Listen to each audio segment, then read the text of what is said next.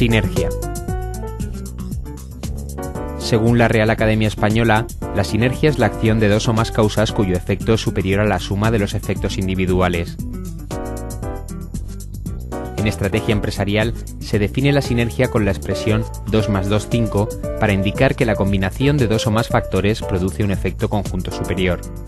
Las más comunes son la sinergia de ventas, cuando distintos productos o áreas de negocio utilizan los mismos canales de distribución, equipo de ventas o comparten gastos de publicidad y promoción.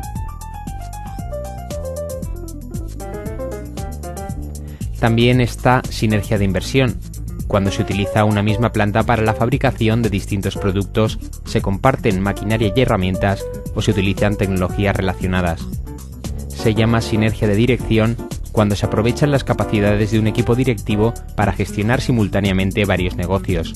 Y por último, la sinergia de operaciones, que es el resultado de una mayor utilización de la capacidad instalada, una base más amplia de reparto de gastos indirectos de fabricación, unos lotes de compra más extensos o como consecuencia de una mayor eficiencia en los procesos compartidos.